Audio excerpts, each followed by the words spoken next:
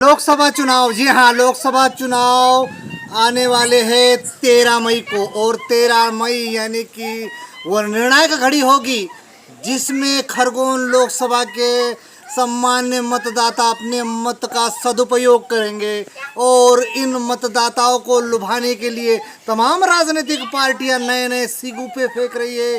कोई दलितों की बात कर रहा है, कोई आदिवासियों की बात कर रहा है, कोई पिछड़ों की बात कर रहा है, यानी कि जातिगत समीकरण के इर्द गिर्द घूम रही है खरगोन लोकसभा की जो रणनीति है। और उसी रणनीति का आज का उदाहरण है राहुल गांधी। जी हाँ, राहुल गांधी आज खरगोन लोकसभा क्षेत्र के सेगांव में एक विशाल जनसभा को संबोधित करते हुए उन्होंने कई राजनीतिक पैतरे फेंके, कई राजनीतिक पैतरों के साथ, जातिगत समीकरण के साथ, और देश के प्रधानमंत्री पर आरोप प्रत्यारोप का दौर जारी रखा और तीक्ष्ण बाण भी छोड़े।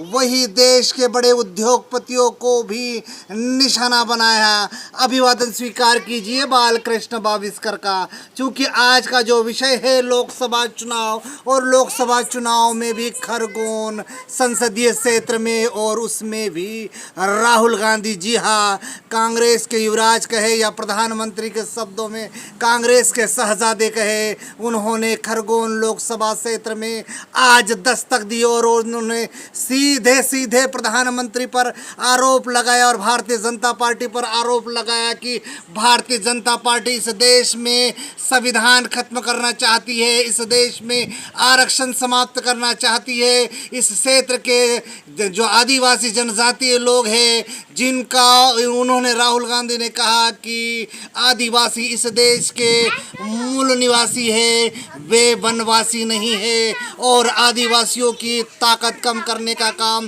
देश के प्रधानमंत्री से भारतीय जनता पार्टी की सरकारें कर रही है। तो इससे बचाने के लिए कांग्रेस तत्पर रहेगी। और कांग्रेस के उस घोषणा पत्र पर जिसमें उन्होंने उल्लेख किया कि कांग्रेस पार्टी जो जब सत्ता में आएगी तो वो सबसे महत्वपूर्ण काम करेगी महिलाओं के संदर्भ में। उन्होंने बार बार एक शब्द का इस्तेमाल किया, टकाटक टकाटक टकाटक। तो इसका तात्पर्य ये था कि वे जून माह में जब सरकार बन जाएगी और कांग्रेस पार्टी सरकार बना लेगी तो उस दौरान सबसे पहला उन्होंने काम कहा कि महिलाओं को 1 लाख रुपए प्रति वर्ष के हिसाब से दिया जाएगा और लगभग 8-8.5 हजार रुपये प्रति माह के हिसाब से महिलाओं के खाते में टकाटक पैसे रुपये आएंगे, जिनसे उनकी आर्थिक समृद्धि होगी। और पुरुषों को सहित उन्होंने बेरोजगारी पर भी जमकर बात कही और उन्होंने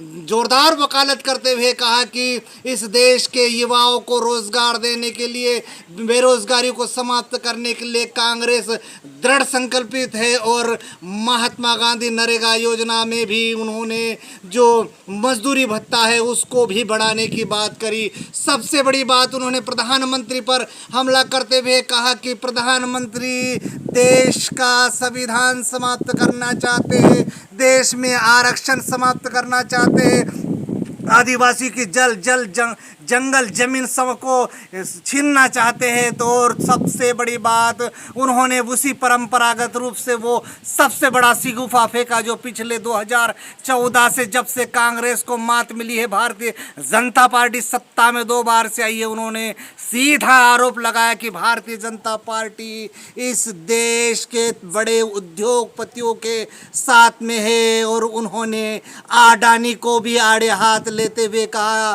कि अडानी के इशारे पर भारत सरकार चलाई जा रही है और देश के बड़े से बड़े उद्योगपतियों को सीधा फायदा किया जा रहा है, उनका कर्जा माफ किया जा रहा है। लगभग 20 बड़े उद्योगपतियों का कर्जा माफ कर दिया। और उन्होंने क्षेत्रीय बात करते हुए कहा कि इस देश के जो खरगोन लोकसभा क्षेत्र है, यहाँ पर जो पलायन हुआ है उसको रोकने में नाकामयाब साबित हुई है भारतीय जनता पार्टी, इसलिए वे पलायन के लिए ये चले जाते हैं तो उनको पलायन को भी रोकने के लिए उन्होंने सख्त कानून बनाने की बात कही और ऐसे तमाम बड़े दावे उन्होंने किए। यदि वे सफल होते हैं तो जून में यदि उनकी सरकार बनती है, कांग्रेस पार्टी की यूपीए सरकार बनती है, इंडी गठबंधन बनता है, तो निश्चित रूप से इस देश में उन्होंने ये सबसे बड़ी बात और कह दी कि आरक्षण का दायरा बढ़ाया जाएगा, यानी कि संपूर्ण भारतवर्ष में जो 50% का आरक्षण है